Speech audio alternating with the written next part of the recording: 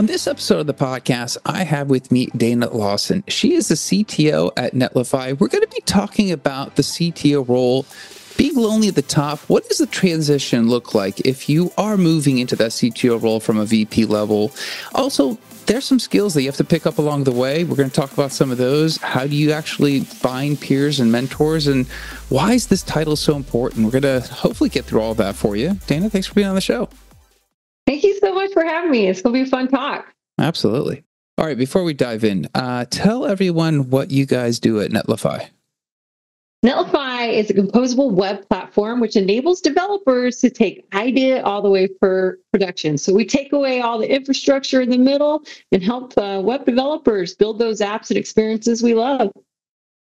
All right. So obviously you're a CTO. You've gone through this transition, so it's a great topic. You've been there and you've done that.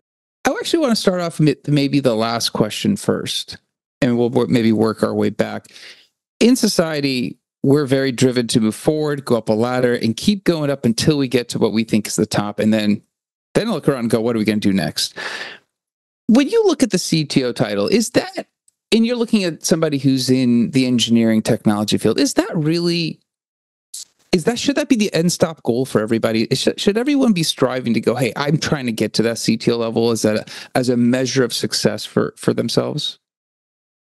Oh man, absolutely not. I mean, I definitely was one of those people that were like, you haven't done it until you're all the way at the top. And those are just the hierarchies that we give ourselves as goals, because I'm sorry, people love gamification. And just because you're, in leadership doesn't mean that you don't want to do it. But I think it's also the weight behind it.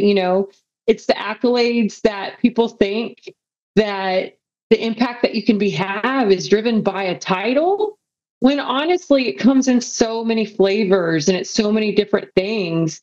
And honestly, I hate to burst a lot of bubbles in there. In the startup world, I have met CTOs that have never had any job except the one that they assigned themselves with and the title that they had, all the way to like long-term professionals that are holding rando titles that probably in our definitions of CTO are CTOs plus that you would really look to and put in that.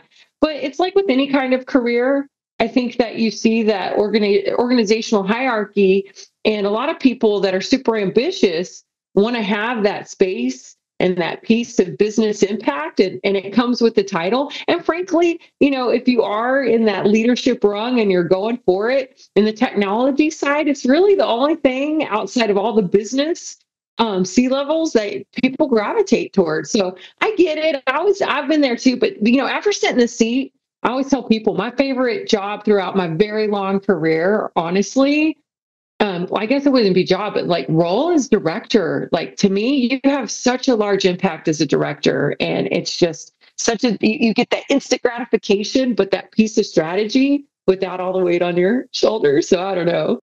Interesting. Yeah, that's a good observation, that the director level, and maybe a follow-up to this, because I did an episode with someone talking about why is it okay, or why is it frowned upon to see someone say, I'm happy just being a senior engineer, right? I don't need to move forward. It fits what I like to do. It's in my zone. I'm happy. There is a power in that, but also there is a perception from the outside. If you're looking from the outside in, the questions will be, why have you not progressed? We don't ask the person, well, if you're happy here, good for you. When you're thinking about, and you said the director role is the most, could be one of the most gratifying roles. And obviously all this is dependent upon each, org structure, but just hypothetically, at director level, I would actually ask you the same thing. In this case, if somebody really does enjoy executing, and you said it's a good balance, if they don't move forward, is that potentially not a stumbling block for their next job? If they were like, hey, I'm done here and I want to go to another director role, does that become a stumbling block, or is there a good way of explaining that so people go, we understand why you enjoy this?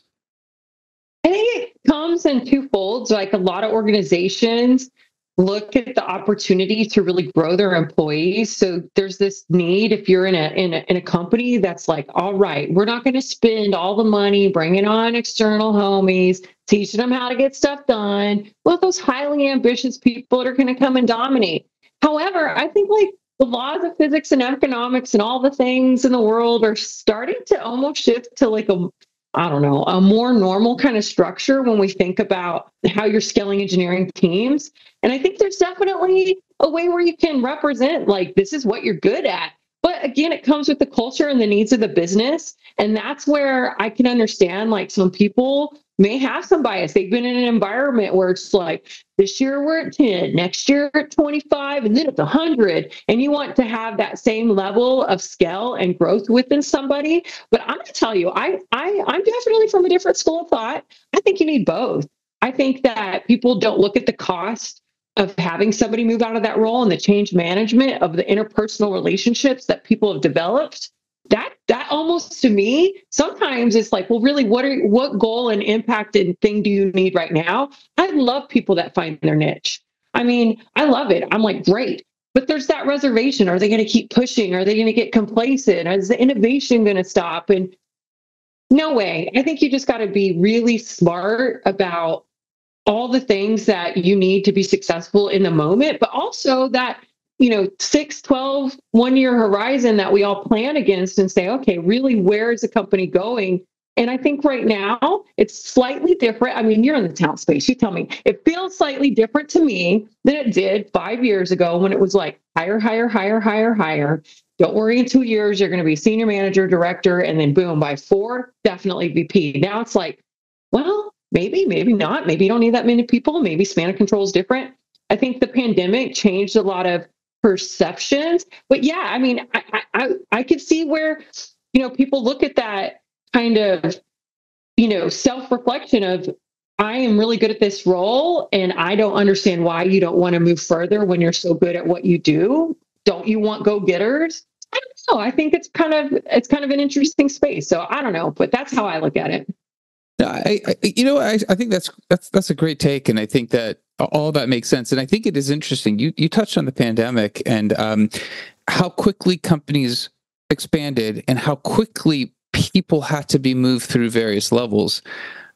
I think that's a hard time period because I think as you become a more mature leader, you need time at each level. You need to gain that skill, and I think the market has changed. I will definitely, at the time of this recording in mid-September, the market has changed. It is definitely not as robust as it was. And we are seeing people that were manager, director titles dropping back to, senior, principal, lead engineers. And it's not a bad thing. And I think the one great thing about engineering is there are 2 tracks, which is fantastic.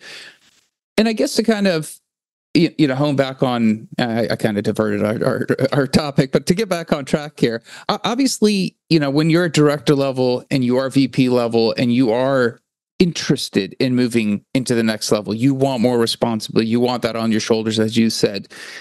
There is a maturation, there is a career progress, there are skills that need to be developed.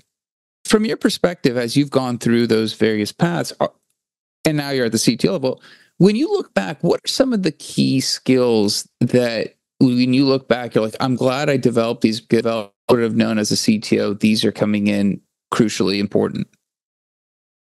I mean, we make a lot of jokes when you become like really senior management that it's just all spreadsheets and meetings. But like in the reality of it, there's a reason that there's those jokes there because you're doing a lot of time double checking the business metrics and the financial forecast of what you are planning against as an R&D product CTO person. When you're in different levels, before you get there, you get little bits and pieces. When I was at platform engineering, I had a charter of like ensure the cost of goods sold and that what we need to do to scale. Here's how much it's going to cost us. As you go further in your career and you click that in, you're working not only in your little small faction of the bucket that you own, but you're actually an active participant, really, really honing in on the business decisions and forecast and the purview of what's going to be important to you to be successful through a much larger lens. And like, I don't know, I thought I had that all solved. I'm like, got it. And then you're really in it and you're like, wait a minute, there's actually a lot of spreadsheets. There's a lot of research. There's a lot of pieces and assumptions that are made. And so for me, it's the things that have helped, I think, make me more holistic are applying that engineering mindset We're told all the time we're so dang binary. So when you give me some numbers, I'm going to crunch those numbers and be really factual. And there's a lot of emotions that go behind leading and moving through a company as a leader, because there's some things in your control, but a lot of the levers are outside of your control. They're through influence, they're through the communities, they're through the markets, they're through the lawmakers. And you're going through this series of decision making and saying, how do I make it all align? And again, you own a pretty substantial subset of that. But a lot of the day-to-day skills you already know how to do, whether you've come as an IC or you've had a different technical role. It's about now abstracting some of that learning to a level to delegate and trust, but really going and saying, okay, how do I look at a bigger view? And so you always hear the jokes where engineers say, man, that executive 50,000-foot view ran in and then now they have an opinion. It's actually kind of quite true, but it hopefully is an informed opinion. So for me personally, I am spending a lot of time and energy working, I would say, on the business side, spending time with the head of data. Me and finance are always together. I never thought in a world like, you're like, wow, chief technology officer or VP of engineering. Most of my time is hanging with the finance team and learning their business. And then the sales side, learning their acronyms. We feel like we got a lot of acronyms. Go talk to a sales leader. They have their own bucket of acronyms. I don't think you really get as much of that visibility before you hit that senior director executive level, because your day job is about execution, or at least 50% or more of execution. But as you get further up, it's about strategy. It's about the long game. Yeah, it's interesting. Being more aligned with business. You spend a whole career aligned with technologists, sit in meetings with technologists, talk about architecture, talk about deliverables, all that stuff. And then at CTO level, you're now crunching numbers, which you're good at. And also you're spending a lot of time with the sales and finance teams. Just like when you think about how far you get removed from the day-to-day of technology at the CTO level, when you jump back in, what are you trying to accomplish? When you want to jump back in and provide input or insight from that 50,000-foot level, because you understand the business direction. Talk about how that's discussed. I mean, we're all human. It's real natural. We've all done it before, where it's like especially I think once you make that jump into the higher levels of management, it's like, oh, I'm so comfortable, like, just fixing this PR, just like coming in. Nobody wants that. Nobody wants to feel like you're swooping in. You have to remember, like, that is not your job no more. But for me, I do want to pay attention and pay attention closely. And I try to do it almost it feels very passive, because I don't want my team to be like, oh my gosh, Dana's coming in, she's going to be a distraction. Because believe it or not, I feel like I try to maintain a reasonable amount of ego, but I forget that like a title carries a lot of weight. And even if I'm like, whatever, I'm the most approachable person, I'm like, girl, you used to be on the other side. You never wanted anybody coming with a title like yours looking at your shit ever, ever, ever. So I try to really have that empathy, but also I don't want to be so far removed where I don't advocate, where again, I cannot make a truly informed decision. And when I do bring stuff in very actively, it's based upon experience. It's based upon the pattern matching. It's based upon maybe the just-in-time information that I haven't been able to disseminate, or it's so ambiguous that I need to actually co-pilot and partner with somebody so that, whatever thing we're trying to fill a gap on or understanding that's to be had, like we're having that conversation. But a lot of times, you've got to do the self-study on the side. I mean, a part of your job too, to form business strategy, is to understand the current market, who you're selling to, who's you're using your product, and what's going on. And so, you still have technology in your title. And I spend a lot of my time still going and learning the latest. Like our team will release something really cool and new that I haven't touched. I'm going to try it first. I may not be in their face, but also, I'm expected to bring that input and feedback. Do I have to always come in there and be that deal breaker and be like, no? But sometimes you do at this level. And those are typically huge decisions that need to be made. If it's coming to the CTO and you're deal breaking something, it's more likely pretty darn serious. because the team can do it 9 times out of 10 without you. But that one time they need that 51% vote, you better be ready, because they were so unsure about doing it on their own that they're going to come to you. Now you own that decision. So, it's a balancing act, but it's a balancing act with hopefully the back end of it being that you surrounded yourself with a team that you enable and trust to do most of it. So you shouldn't be in their business that hard is what I say.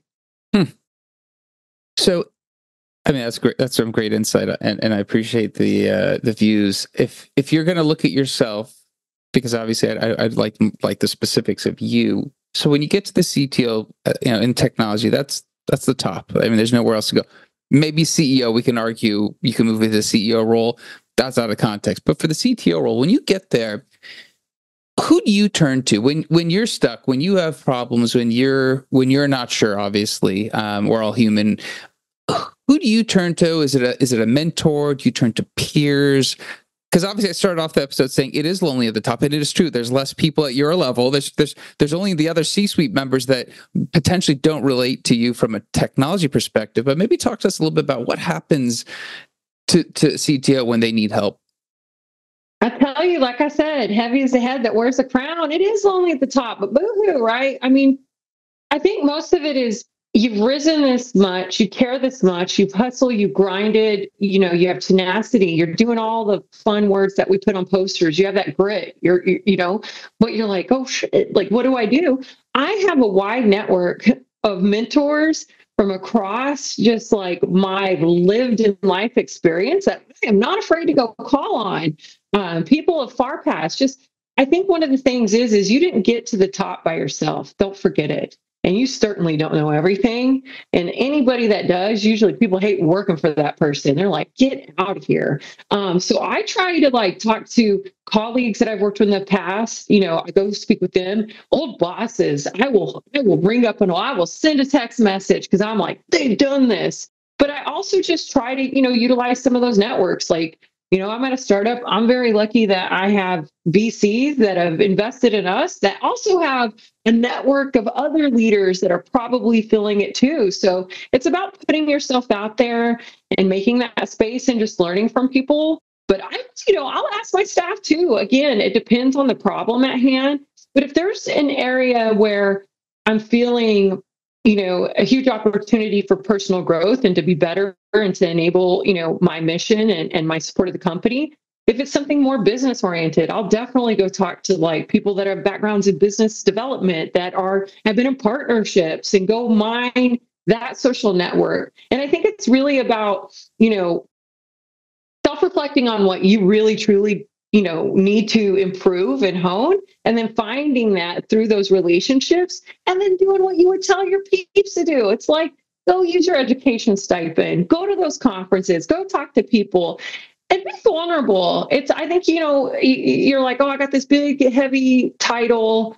People don't want to know that I don't feel like I don't know what I'm doing. Everybody has imposter syndrome. I'm sure the king in England sometime wakes up and they are born into it, says, what am I doing? I'm the king now. But we all have it. And I think you just have to be vulnerable and be okay with asking those questions. That's probably the hardest part because you're expected to always be on the other side. Now you're like, wait a minute, is it okay to go ask? And then I said, at the end of the day too, we all have, all the new AI hotness. Go ask one of those robots. They'll give you some advice. That's actually pretty darn funny.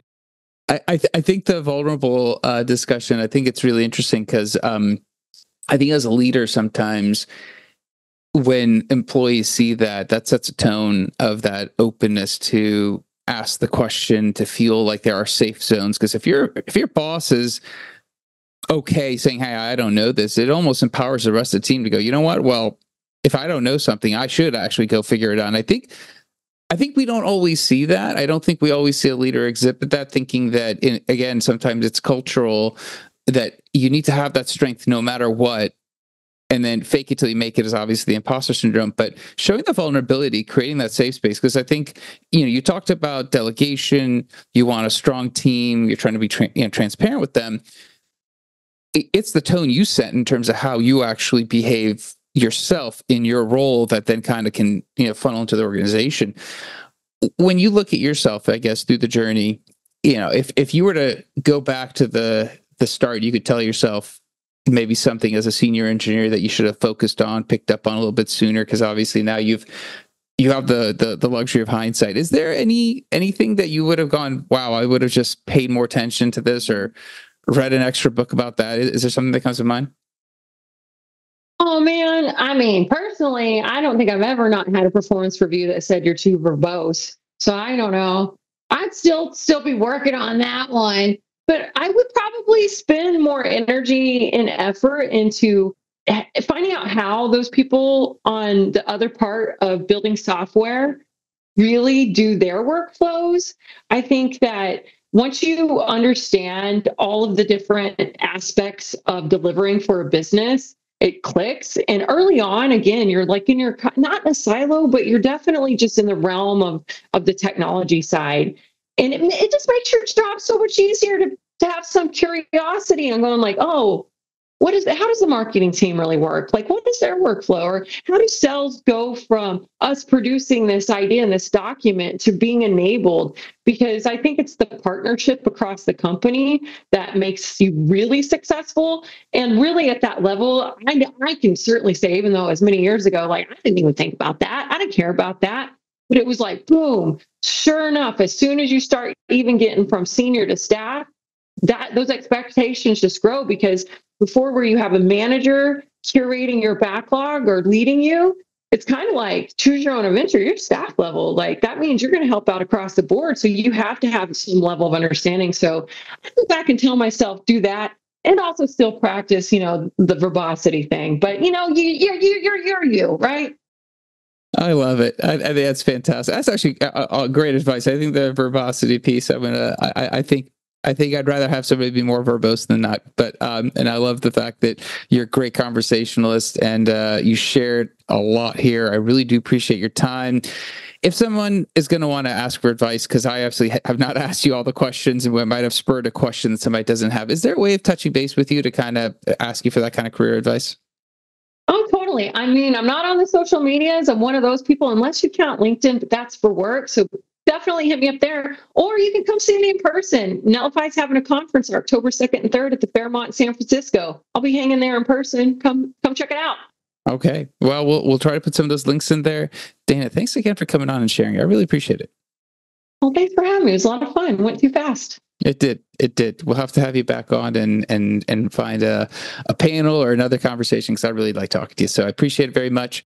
That's it for this episode. We'll be back again, different guest, different topic. Until then, two things. One, I think talking about being lonely at the top was interesting, because I think there's a lot of things in there that Dana mentioned that I think a lot of people that are going through the journey of their careers don't realize until the end. So please share this episode with somebody else who might benefit from it, or you yourself. Please let me know how it's going for you.